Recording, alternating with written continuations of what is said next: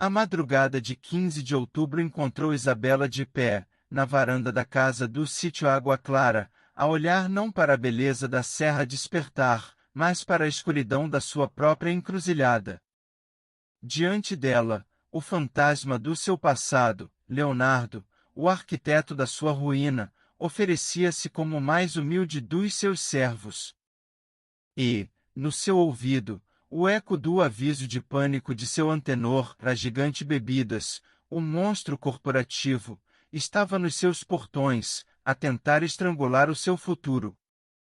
A sua primeira decisão foi a de uma comandante em tempos de guerra. A frente de batalha principal não era o seu coração ferido, mas a sua nascente ameaçada. Ela virou-se para seu antenor, que chegará entretanto, o seu rosto uma máscara de preocupação. Dê-lhe um quarto nos alojamentos dos trabalhadores, disse ela, a sua voz desprovida de qualquer emoção, a referir-se a Leonardo. E dê-lhe uma vassoura. Eu não tenho tempo para fantasmas agora. Ela dispensou seu passado com a frieza de uma cirurgiã e virou-se para enfrentar o seu presente. Ao amanhecer, a sala da casa da fazenda transformará-se numa sala de crise. Isabela, no centro. Ao seu lado, o Dr. Caio, o seu pilar de sabedoria científica. E, num ecrã de videochamada, o rosto severo e focado da sua nova advogada, a doutora Lúcia, uma especialista em litígios corporativos que o Dr. Caio trouxera para a batalha. A estratégia da gigante bebidas era um clássico da intimidação corporativa, explicou a advogada. A ordem judicial que eles tinham era frágil, baseada numa antiga e obscura disputa sobre direitos de mineração, não de água.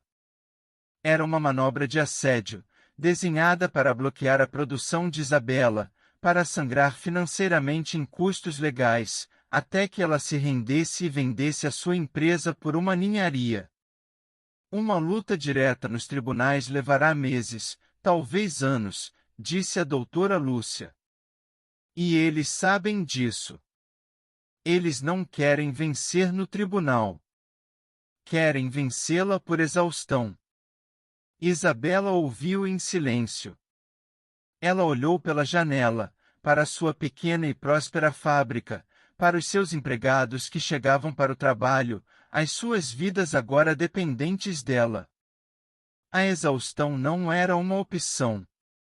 A nossa resposta, disse ela, a sua voz calma, mas com um novo e duro fio de aço, não pode ser apenas defensiva. Temos de os atacar em 3 frentes. Na legal, na logística e na moral.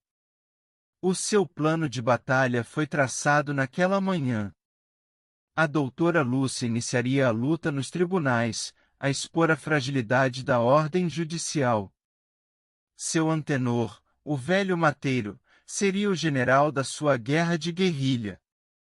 E Isabela? Isabela seria a sua própria e mais poderosa arma. Enquanto a sua nova vida se desenrolava, Leonardo começava a sua. O seu quarto no alojamento dos trabalhadores era um cubículo, um contraste brutal com as suítes de hotel de Dubai. O seu primeiro trabalho foi o de varrer o chão do armazém de engarrafamento.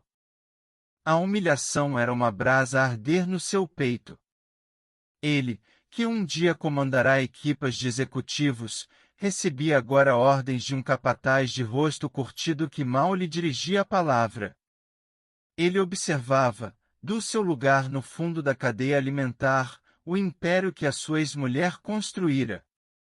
Via a eficiência da linha de produção, a qualidade do produto, a lealdade e o respeito que os trabalhadores tinham por Isabela. E, pela primeira vez, ele foi forçado a confrontar-se com a escala da sua própria e monumental estupidez. Ele não abandonara uma mulher frágil. Abandonara uma rainha em formação. A primeira contraofensiva de Isabela foi um ato de uma beleza e de uma audácia inesperadas. A gigante bebidas bloqueara a estrada principal. Mas eles não conheciam a terra. Seu antenor conhecia. Ele reativou velhas trilhas de tropeiros, caminhos esquecidos que serpenteavam pelas montanhas. E, durante a noite, uma caravana silenciosa de mulas, guiada pelos agricultores locais, os amigos de Antenor, começou a transportar a produção de água clara, caixa a caixa, à volta do bloqueio, até um ponto de encontro secreto onde os caminhões de distribuição os esperavam. A produção não parou. E os seus clientes mais importantes, os restaurantes e os hotéis de luxo, receberam as suas encomendas com uma história ainda mais poderosa para contar, a história da água que viajava em mulas, para escapar à tirania de um gigante. A segunda ofensiva foi a de Isabela. Ela não se escondeu. Não deu entrevistas a revistas de negócios. Ela foi a nascente da sua força, a sua própria história. Convocou Marília Bastos, a jornalista que se tornará um símbolo da luta contra o poder corporativo. E, de pé, em frente aos caminhões da gigante bebidas que bloqueavam a sua estrada, com a sua fábrica funcionar atrás de si graças à lealdade dos seus vizinhos, Isabela contou a sua história para as câmaras, para o país inteiro. Não falou de cláusulas legais ou de disputas de mercado. Falou de um marido que a abandonara grávida.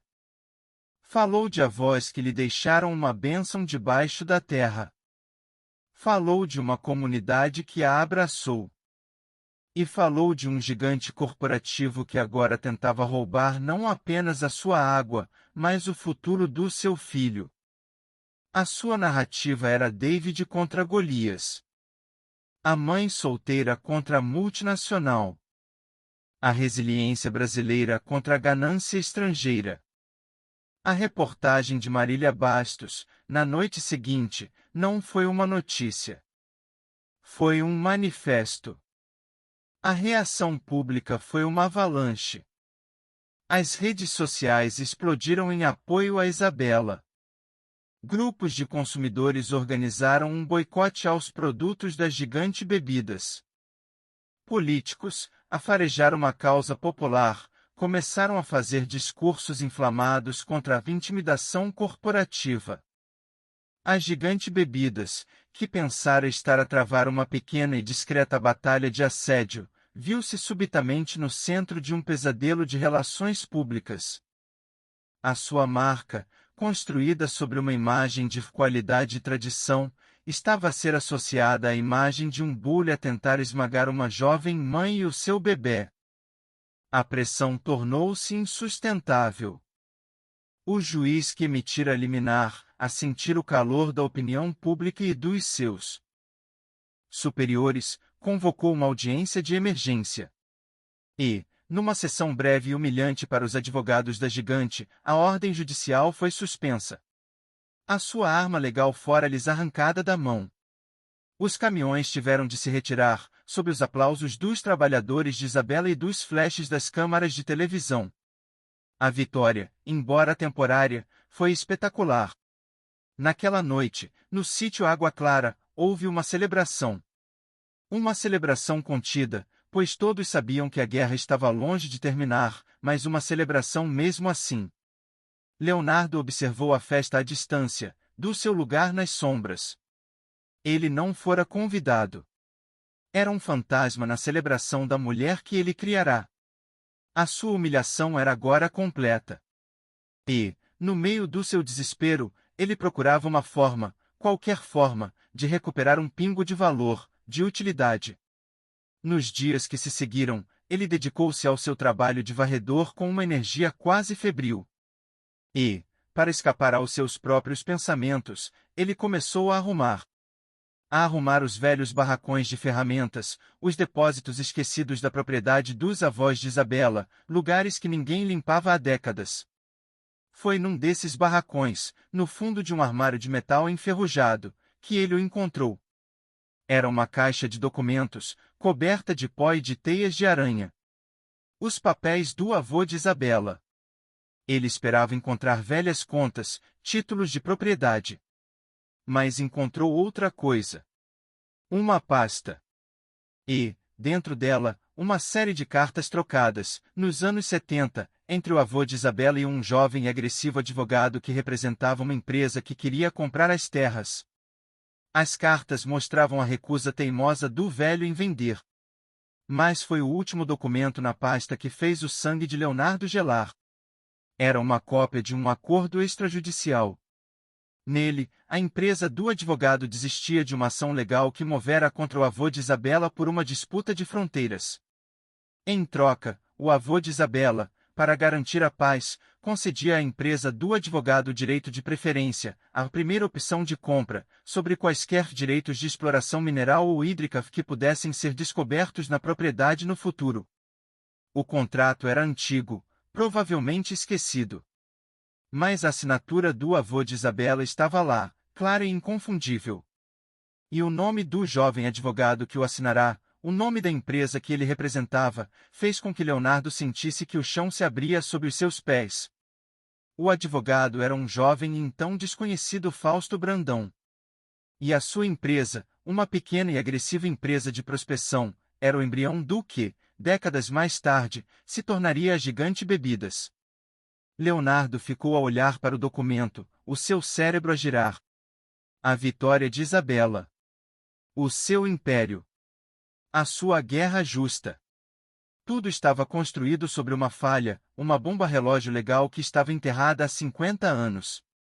E ele, o varredor, o fantasma, o homem que não tinha nada, acabava de a encontrar.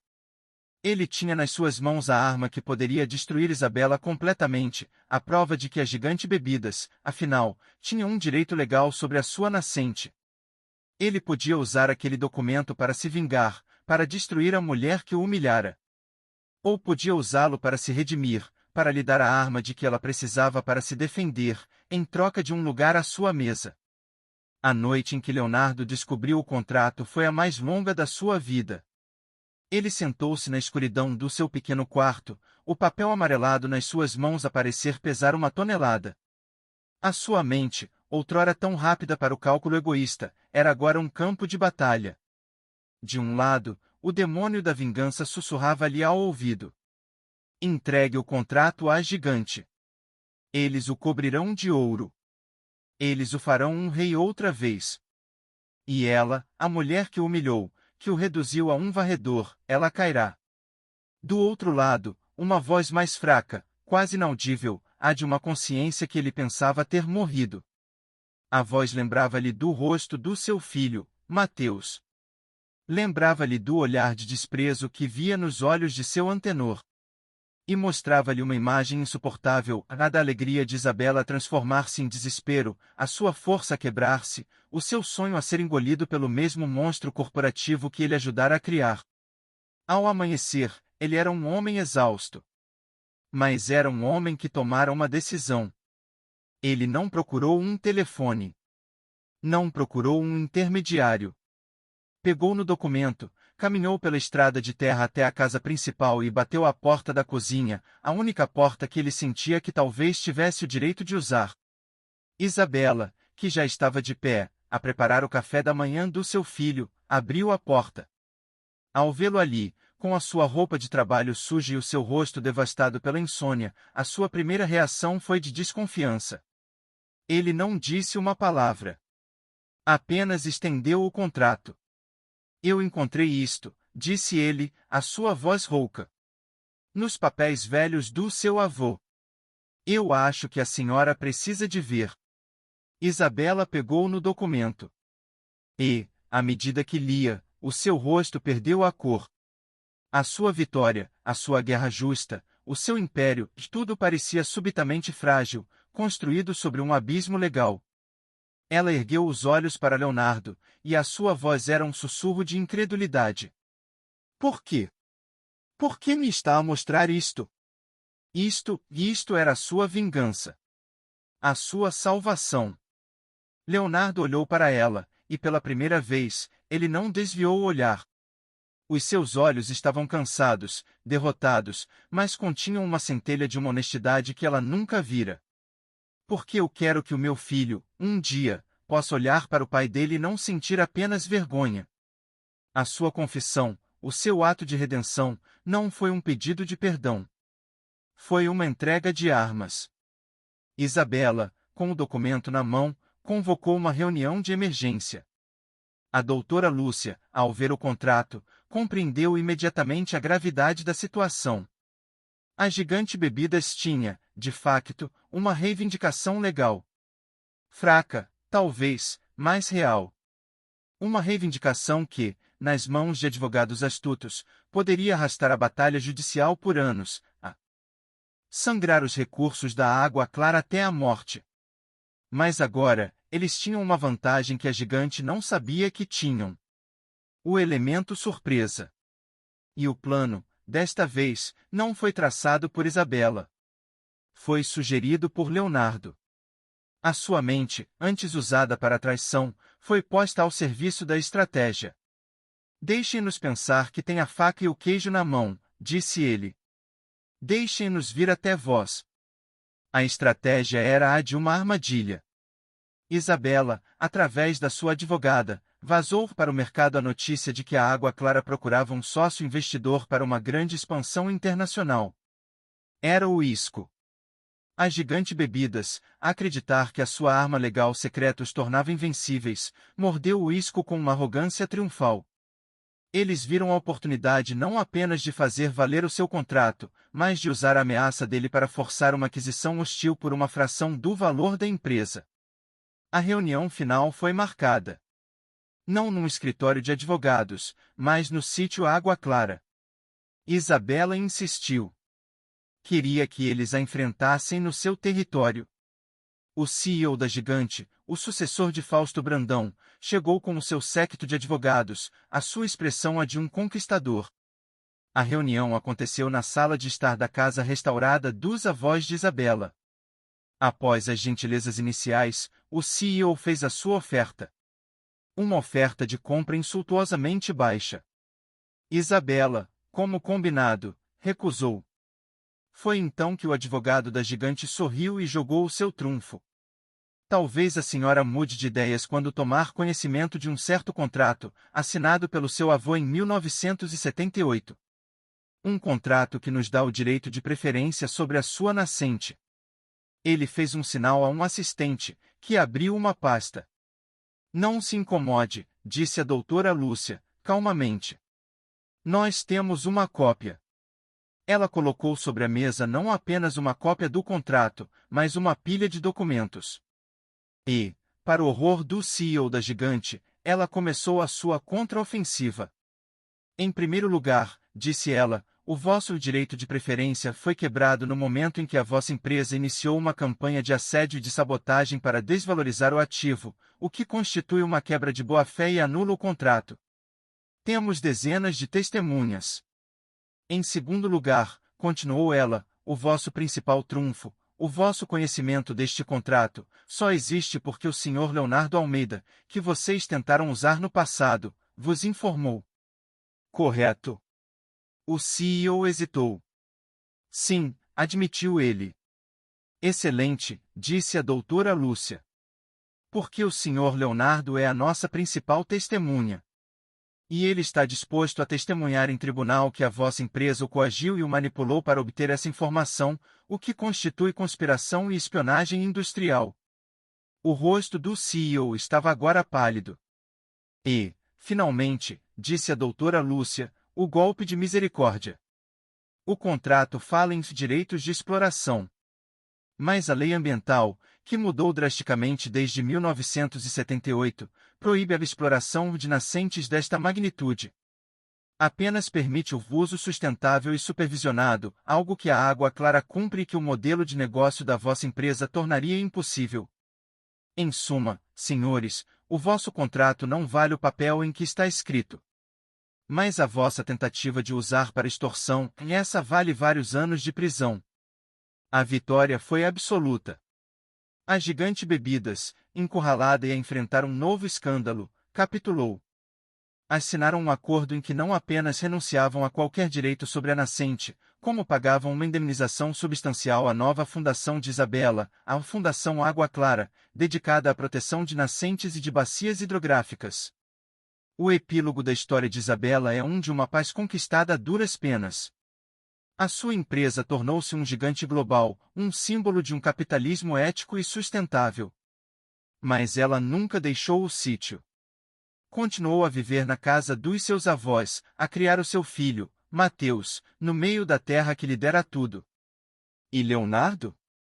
A sua recompensa não foi uma fortuna nem um cargo de diretor. A sua recompensa foi um recomeço. Isabela ofereceu-lhe um emprego. Não na fábrica, mas na nova fundação. O seu trabalho, irônico e redentor, era o de viajar pelo país, a usar a sua experiência para ajudar pequenas comunidades a proteger as suas próprias fontes de água de predadores corporativos. Ele tornou-se um guerreiro do lado que um dia tentará destruir. A sua relação com Isabela nunca mais foi a de um marido e de uma mulher. Tornou-se algo mais complexo, mais tranquilo. Uma parceria de respeito mútuo. E, lentamente, ele começou a reconstruir a sua relação com o seu filho. A cena final acontece anos mais tarde. No sítio Água Clara. Há uma festa, a celebração do 10º aniversário da empresa. Isabela, agora uma mulher de uma beleza serena e poderosa, observa a cena da varanda. Vê o seu filho, agora um rapazola, a rir. E vê Leonardo, mais velho, mais grisalho, a ensinar o seu filho a saltar pedras no riacho que nasce da fonte. O seu ato é o de um pai. E o sorriso no rosto do seu filho é o de um menino que, finalmente, tem o seu pai de volta. Isabela sorri. A sua longa e turbulenta jornada chegará ao seu destino. Ela não apenas construíra um império, mas, no processo, reconstruíra um homem. E descobrira que a água mais milagrosa não era a que brotava da terra, mas a que, por vezes, brota de um coração quebrado, na forma de uma segunda oportunidade. O tic-tac do grande relógio da torre, agora um pulsar rítmico e constante, era a única resposta ao caos que se instalara nas almas de Fernando e Lúcia. Eles estavam de pé, no meio da oficina do seu pai, a sentirem-se como duas engrenagens defeituosas perante o mestre que as criara e que agora as julgava. A sua raiva, a sua negação, tudo se dissolvera na constatação fria e inegável do poder do seu pai.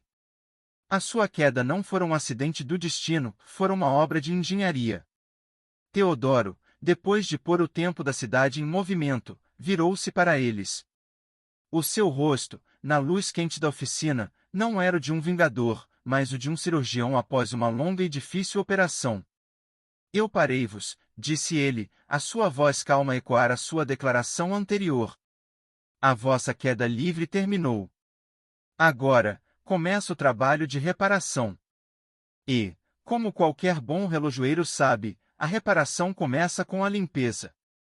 A remoção de toda a ferrugem, de toda a sujidade, de toda a arrogância que impede o mecanismo de funcionar. A sua sentença não foi proferida como uma condenação, mas como um manual de instruções. Não haveria prisão, não haveria processos judiciais que os arrastariam pela lama pública. A sua punição seria mais íntima, mais longa e, por isso mesmo, infinitamente mais severa. Seria uma sentença de utilidade. Fernando, o titã do imobiliário, o homem que sonhava em erguer torres de vidro, recebeu o seu novo estaleiro de obras. O seu antigo projeto, o Mirante do Éden, o seu monumento à ganância, era agora propriedade da Fundação Margarida. E o seu novo cargo era o de operário na equipa de remediação ambiental. Ele, que um dia usará fatos italianos, vestiria um macacão.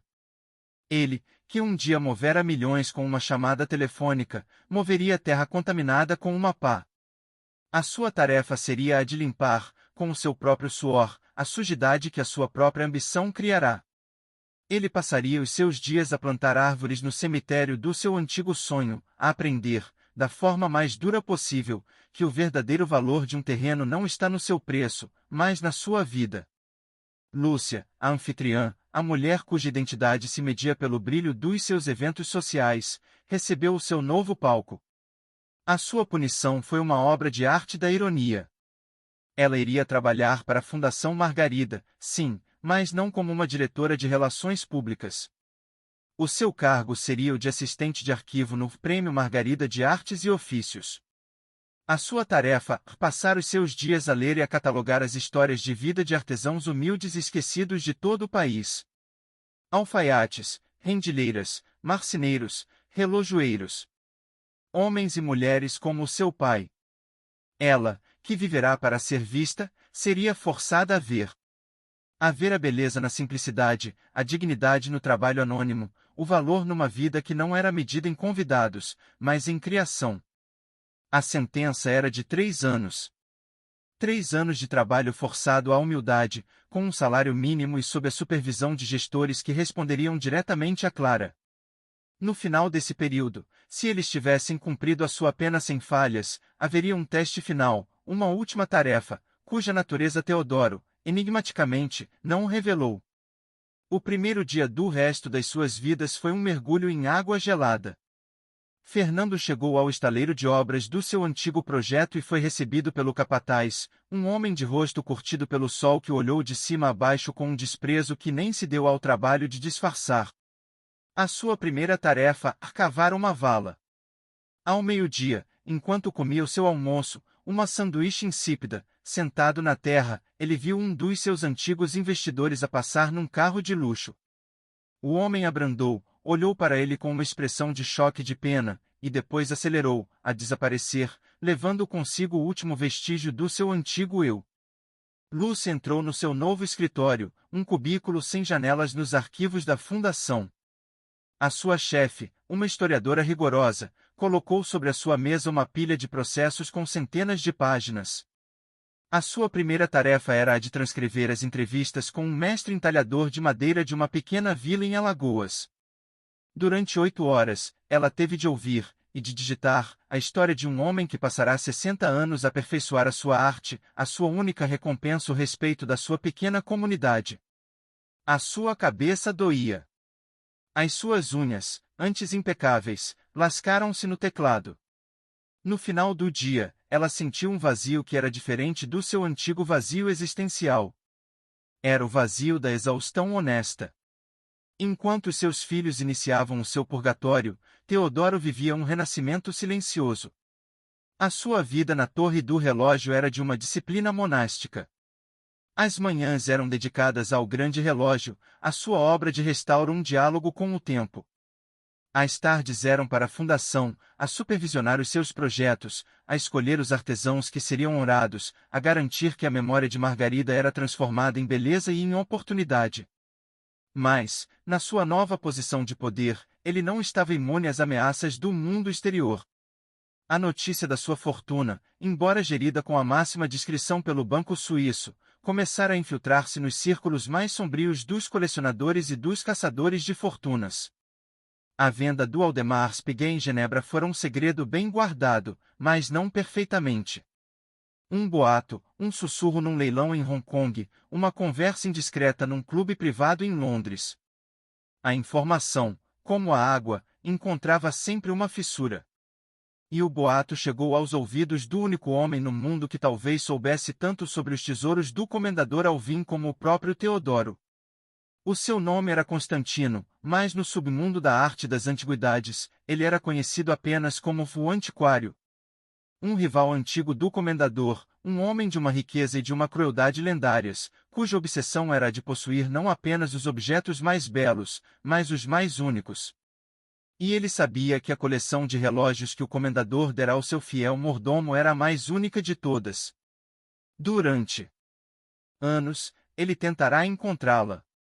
E agora, o boato da venda em Genebra dera-lhe um rasto. A sua equipa de investigadores, muito mais sofisticada do que o detetive de segunda categoria de Fernando, começou a trabalhar. Eles não seguiram o dinheiro, que era um labirinto impenetrável. Seguiram a história. A história do Prêmio Margarida, da Fundação Margarida. E o nome que surgia sempre, Como o eixo de toda aquela nova e poderosa engrenagem era o de uma jovem desconhecida. Clara. Eles investigaram-na. A sua vida de estudante, a sua mudança súbita de status, a sua ligação a um velho relojoeiro. E, finalmente, a compra da torre do relógio. O puzzle começou a tomar forma. Numa tarde de domingo, Teodoro entregava-se ao seu único luxo, ao seu ritual privado. Ele pedirá a Clara que tirasse o dia de folga. Estava sozinho na sua torre. E, da sua arca, agora restaurada por ele mesmo ao seu antigo esplendor, ele retirara a sua peça mais preciosa. Não a mais valiosa em termos monetários, mas a mais complexa, a mais bela. O Patek Philippe Sky Tourbillon. O relógio que ele e o comendador tinham passado um ano a desenhar juntos. Ele colocou-o sobre a sua bancada de trabalho, sob a luz forte de um candeeiro. Com as suas ferramentas delicadas, ele abriu a sua caixa de platina, a revelar o movimento celestial no seu interior, um universo de mais de 700 peças minúsculas a trabalhar em perfeita harmonia. Ele estava perdido no seu mundo, a sua concentração total, a sua alma em comunhão com a alma daquela máquina perfeita.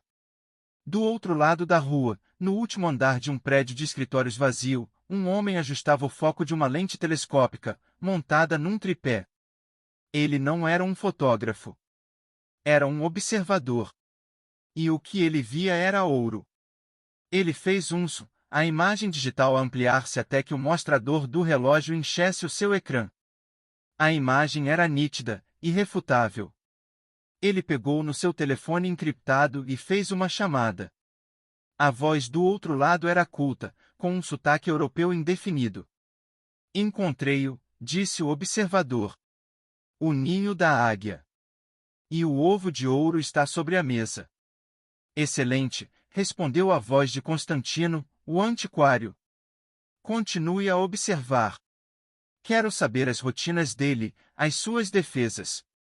E, acima de tudo, quero saber onde ele guarda o resto da ninhada. O ninho será meu. E todos os seus ovos. O observador desligou. E continuou a sua vigília silenciosa. Na torre, Teodoro, alheio ao olho de vidro que o espiava, terminou a sua inspeção. Com um cuidado infinito, ele fechou o relógio e guardou-o de volta na arca. Mas, antes de a fechar, os seus dedos tocaram nos outros rolos de veludo. E ele hesitou. Uma nova ideia, um novo e perigoso movimento no seu jogo, começou a formar-se na sua mente. Ele olhou para a cidade lá fora, depois para os tesouros adormecidos na sua arca. A sua guerra contra os filhos estava numa fase de uma calma tensa. Mas agora, ele sentia a aproximação de um novo inimigo, um adversário do seu próprio calibre. E, para vencer um colecionador, ele sabia, era preciso oferecer-lhe uma isca que ele não pudesse recusar. E a isca estava ali, à sua frente. O som do grande relógio ao marcar as horas tornou-se a pulsação da nova vida de Teodoro. Cada badalada era um lembrete, para ele e para a cidade, de que o tempo, quando devidamente cuidado, podia ser ressuscitado. A sua guerra, no entanto, estava longe de terminar. Ele vencera a primeira batalha, a da desmontagem, mas a fase mais delicada, a da limpeza e da remontagem, ainda estava para vir. E, para além da sua luta pessoal com os seus filhos, ele sentia, com a intuição de um velho artesão, a presença de uma nova e mais sombria engrenagem a mover-se nas sombras. A sua suspeita foi confirmada por Clara. O investigador de Fernando e Lúcia, disse ela, não era o único a fazer perguntas. Havia outros. Homens mais discretos, mais profissionais, a farejar o rastro da Fundação Margarida, a fazer perguntas nos círculos de leilões europeus sobre a venda do Aldemar Piguet. Eram os lobos de Constantino, o antiquário. Teodoro não sentiu medo, mas uma estranha e fria excitação.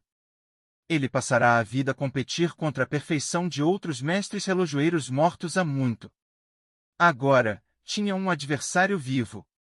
Um adversário do seu calibre.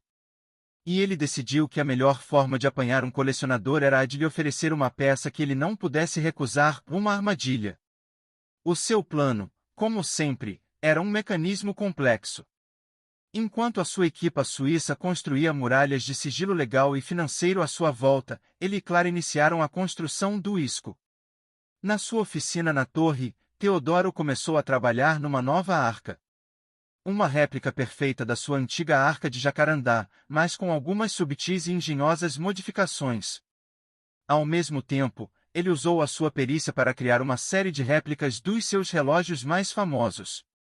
Não eram falsificações perfeitas, ele não se rebaixaria a isso, mas, para um olhar à distância, para a lente de um espião, seriam indistinguíveis. O destino da Arca ISCO seria uma nova e segura propriedade que a Fundação adquirira em Pontal, o refúgio costeiro que se tornará um símbolo nas suas outras campanhas. A história que eles vazariam era a de que Teodoro, sentindo-se inseguro em São Paulo, iria transferir a sua preciosa coleção para um cofre à beira-mar. Enquanto a armadilha era montada, as peças principais do seu outro jogo, os seus filhos, continuavam o seu lento e doloroso processo de purga. Em Fernando, a humilhação do trabalho manual começava a dar lugar a algo novo. Ele descobriu que as suas mãos, antes inúteis para tudo que não fosse assinar o seu nome, tinham uma aptidão para a ordem, para a lógica da construção. Começou a interessar-se não apenas em cavar, mas em planear a drenagem, em compreender a engenharia da recuperação do solo. E, num dia, durante uma chuva forte, quando um dos taludes da obra ameaçou desabar e soterrar uma parte do equipamento, foi ele, com a sua recém-descoberta compreensão do terreno, quem organizou os outros trabalhadores e evitou um desastre. Naquele dia, pela primeira vez, o capataz, o seu antigo algoz, deu-lhe um aceno de respeito. E, para Fernando, aquele gesto valeu mais do que qualquer bônus que alguma vez receberá. Lúcia, por sua vez, encontrou seu próprio e espinhoso caminho. O seu trabalho nos arquivos era uma tortura de monotonia. Mas, no meio das histórias de vida dos artesãos, ela começou a ver um padrão. Um padrão de resiliência, de uma dignidade que não dependia de aplausos ou de reconhecimento. E começou a sentir vergonha. Vergonha da sua própria e superficial necessidade de aprovação. A sua transformação começou não com um ato de caridade, mas com um ato de honestidade. Num dos relatórios que escreveu, ela criticou a própria fundação, a argumentar que a forma como eles selecionavam os artesãos era burocrática e que muitas das verdadeiras joias escondidas do país, as mulheres anônimas, as mestras sem diploma, estavam a ser ignoradas. O seu relatório, ousado e brilhantemente argumentado, chegou à mesa de Teodoro. E ele, ao lê-lo, viu a primeira centelha da inteligência da sua filha ser usada não para manipular, mas para construir. Foi nesse momento de frágil progresso que a tentação chegou. Um homem elegante, um advogado que se apresentou como representante de um consórcio de colecionadores europeus, abordou Fernando no final de um dia de trabalho. A sua oferta era direta. Nós sabemos quem é o seu pai, disse o homem. E sabemos o que ele tem. Sabemos também da vossa divergência. O seu pai é um homem velho e excêntrico. Uma coleção daquela magnitude não deve depender dos seus caprichos. Ajudem-nos a adquiri-la, de forma discreta, e a vossa recompensa será suficiente para comprarem este parque inteiro e construírem o que quiserem nele. A mesma oferta foi feita a Lúcia, por uma mulher que se apresentou como uma curadora de arte. A oportunidade de regressar à sua antiga vida, mais ricos e mais poderosos do que nunca, foi-lhe servida numa bandeja de prata. A sua reunião, naquela noite, não foi na casa de Fernando, nem na de Lúcia. Foi num banco de praça, a meio caminho. Eram duas pessoas diferentes das que tinham sido expulsas da torre do relógio. Estavam cansados, sujos do trabalho do dia, mas os seus olhos tinham uma clareza que não possuíam antes. Eles falaram da oferta. E, pela primeira vez, falaram honestamente sobre a sua ganância, sobre o vazio que ela lhes causará. A escolha, que antes teria sido óbvia, era agora uma agonia. Eu não sei se consigo, confessou Fernando. Voltar a ser aquela pessoa. Eu não quero, disse Lúcia, a sua voz um sussurro. Eu não quero voltar a ser aquela pessoa. A sua decisão foi um ato de uma coragem silenciosa. Na manhã seguinte, através dos seus canais de supervisão, eles reportaram a tentativa de suborno. Separadamente. Cada um por si. Sem saberem que o outro fizera o mesmo. Na sua torre, Teodoro recebeu as duas notícias. E sentiu uma onda de uma emoção que o surpreendeu. Orgulho. Os seus mecanismos partidos, as suas engrenagens enferrujadas, estavam, finalmente, a começar a mover-se na direção certa. Ele deu a sua ordem. O plano para mover a Arcaísco para Pontal foi ativado. Seria a sua resposta a Constantino. E o teste final para os seus filhos. A operação de transporte foi um espetáculo de segurança, concebido para ser observado. Um caminhão blindado, escoltado por carros de segurança. Uma demonstração de força que era, na verdade, um convite. A interseção aconteceu numa estrada costeira deserta, a poucos quilômetros de Pontal, exatamente como Teodoro previra. A equipa de Constantino era profissional. Usaram um pulso eletromagnético para desativar a eletrônica do comboio e gás sonífero para neutralizar os guardas. Foi uma operação silenciosa, rápida e impecável. Eles levaram o prêmio, a pesada arca de Jacarandá, e desapareceram na noite. A cena muda.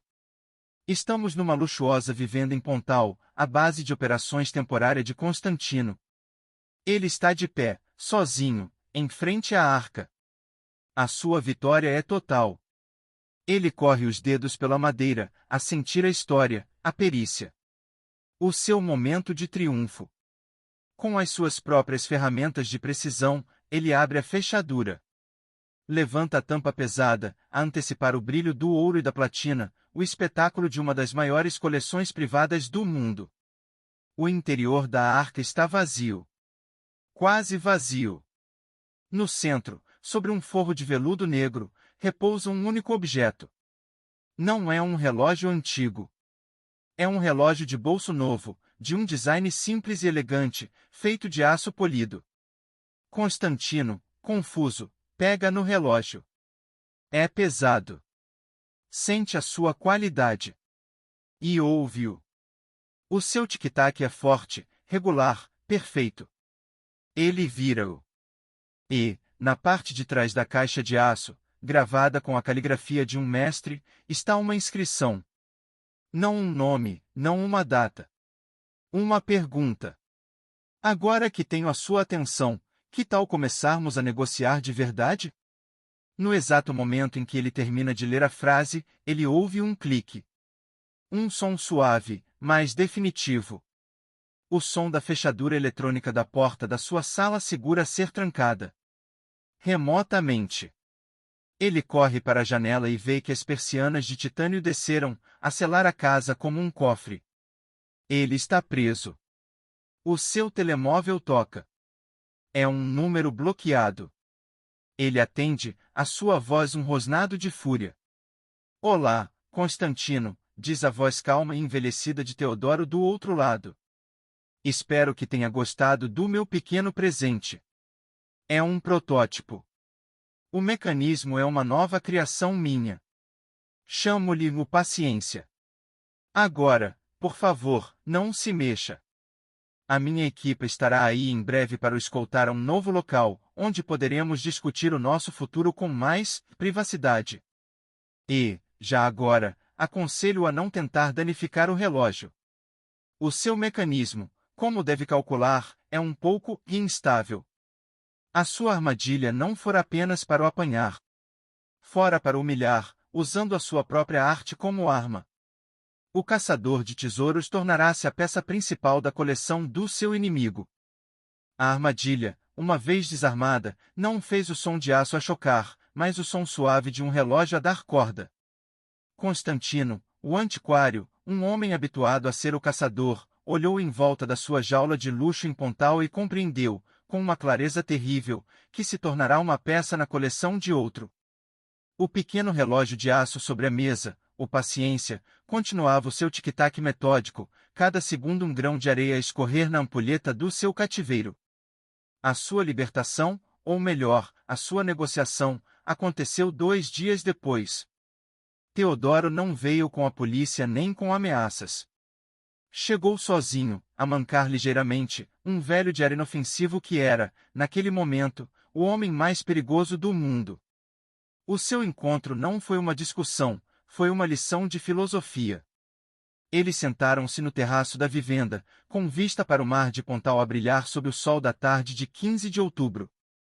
O cenário era de uma paz que contrastava brutalmente com a guerra silenciosa entre os dois homens. O senhor cometeu um erro fundamental, Constantino, começou Teodoro, a sua voz calma, a de um professor a corrigir um aluno. O senhor acredita que possuir um objeto é o mesmo que compreendê-lo. Passou a vida a acumular beleza, mas nunca aprendeu a sua linguagem. Para si, um relógio é um ativo. Para mim, é um coração. A sua proposta não foi de dinheiro, nem de liberdade incondicional. Foi uma proposta sobre o legado. Teodoro, através da sua rede de informações, sabia da única fraqueza de Constantino, a sua vaidade, o seu desejo desesperado de que a sua coleção fosse imortalizada como a maior de todas. E foi isso que Teodoro lhe ofereceu. A imortalidade. A troco da posse. Os termos eram simples e devastadores. Constantino doaria a sua inteira e lendária coleção de arte e de antiguidades à Fundação Margarida.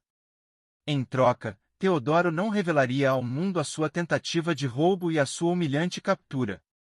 A coleção seria alojada numa nova e espetacular ala do Museu de Arte Nacional, a ser construída pela Fundação. E a ala chamar-se-ia Coleção Alvim Constantino, a unir para sempre o nome do rival ao do seu antigo ídolo. E, como curador vitalício honorário dessa ala, seria nomeado o próprio Constantino. A sua escolha era clara, disse Teodoro. Ou o senhor passa o resto dos seus dias numa prisão, o seu nome uma nota de rodapé na história do crime, ou passa o resto dos seus dias a passear entre os seus tesouros, a ser aclamado como um dos maiores filantropos do nosso tempo. A única coisa que perde é a propriedade. Mas ganha a história. Para um homem cuja identidade era a posse, era uma forma de aniquilação. Mas a sua vaidade era maior do que a sua ganância. Ele aceitou salvar o seu nome, ao custo da sua alma de colecionador. Fora completamente derrotado, não pela força, mas por uma compreensão mais profunda da natureza humana. Enquanto seu maior inimigo era neutralizado, Teodoro virou a sua atenção para sua obra mais complexa, a reparação dos seus filhos. O fim dos seus 3 anos de penitência aproximava-se. Os relatórios que ele recebia de Clara e dos supervisores eram cautelosamente otimistas. Fernando tornará-se um líder respeitado na sua equipa, um homem cuja obsessão por resultados se transformará numa dedicação à terra. Lúcia, por sua vez, descobrira nos arquivos não apenas histórias, mas uma voz. A sua proposta de criar programas de apoio para as famílias dos artesãos foi implementada pela Fundação com grande sucesso. Eles tinham aprendido a trabalhar.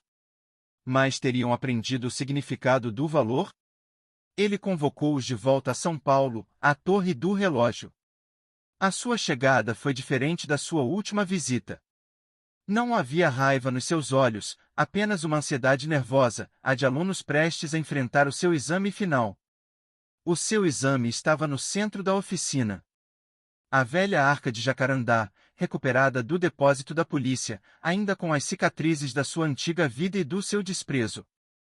Ao lado dela, as melhores ferramentas, as melhores madeiras para os remendos, os melhores vernizes.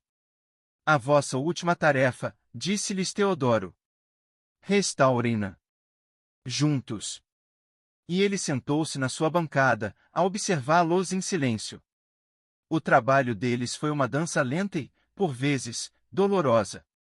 Começaram desajeitados, a discutir sobre qual lixo usar, sobre a cor do verniz. Mas, lentamente, a sua experiência dos últimos 3 anos começou a manifestar-se. Fernando, com a sua nova paciência, tratou da estrutura, a remendar a madeira partida com uma perícia que o seu pai reconheceu. Lúcia, com a sua nova sensibilidade, cuidou dos detalhes, a polir o latão, a restaurar o forro de veludo, a sua atenção focada não na aparência, mas na essência do objeto. E, no processo, eles conversaram. Pela primeira vez, conversaram de verdade. Falaram do seu exílio, das suas dificuldades, das pequenas vitórias. Falaram da sua raiva, da sua vergonha. E falaram do pai. Da sua crueldade, da sua sabedoria, do mistério que ele era. No final de uma semana de trabalho, a arca estava pronta. Não parecia nova. Parecia honrada. As suas cicatrizes não tinham sido apagadas, mas integradas na sua história. Teodoro aproximou-se. Passou as suas mãos enrugadas pela madeira lisa. Abriu e fechou a tampa, a sentir a suavidade do mecanismo. Não disse nada. Pai, perguntou Lúcia, a sua voz um fio. Teodoro virou-se para eles. E, nos seus olhos, havia lágrimas. O trabalho está bom, disse ele, a sua voz embargada. A madeira está forte. E a alma voltou. O seu veredito estava dado. A remontagem estava completa. O epílogo da história de Teodoro não é sobre um final feliz, mas sobre um equilíbrio conquistado a duras penas. A sua fortuna, agora ampliada pela doação de Constantino, transformou a Fundação Margarida numa potência cultural e social. E os seus filhos? Eles não receberam uma herança em dinheiro. Receberam uma herança de propósito. Com a sua prova de redenção, Teodoro nomeou os co-diretores do novo Museu de Artes e Ofícios Teodoro de Almeida, a instituição que abrigaria não apenas a coleção Alvim Constantino, mas que se tornaria um centro para a preservação do artesanato no Brasil. Fernando, com a sua nova perícia em gestão de projetos, tornou-se o diretor de operações. Lúcia, com a sua nova paixão por histórias e por pessoas, tornou-se a curadora. Eles não receberam o dinheiro, mas receberam a gestão do seu próprio legado. A cena final acontece anos mais tarde, na inauguração do museu. É um edifício magnífico, o antigo edifício da imprensa, a torre do relógio agora o seu coração a pulsar. Teodoro, muito velho, numa cadeira de rodas, está no centro do grande salão. Ao seu lado, está Clara, a sua fiel amiga, agora presidente da fundação. Ele observa os seus filhos, agora figuras respeitadas no seu próprio direito, a guiar os convidados, a explicar as peças, a partilhar as histórias dos artesãos. O seu olhar desvia-se para a peça central da exposição inaugural. Não é um relógio de US$ 1 milhão. É a arca de Jacarandá restaurada. Está aberta. E dentro, sobre o veludo azul, não há tesouros. Há apenas um único objeto, um pequeno martelo de relojoeiro, gasto pelo uso, a primeira ferramenta que o pai de Teodoro lhe dera. Os seus netos correm até ele. Ele sorri e começa a contar-lhes a história daquele pequeno martelo. A história de um tempo em que o valor de um homem não era medido pelo que ele possuía, mas pelo que ele podia criar e consertar. Ele olha em volta, para o museu, para sua família refeita, para o grande relógio da torre, visível através de uma clarabóia, os seus ponteiros a moverem-se com uma precisão calma e inexorável. O seu longo e complexo mecanismo familiar, que estivera tão quebrado, fora finalmente desmontado, limpo e remontado. Cada peça encontrar o seu lugar. E o tempo, o seu velho amigo e adversário, estava, finalmente, a correr no seu devido lugar. A sua obra estava completa.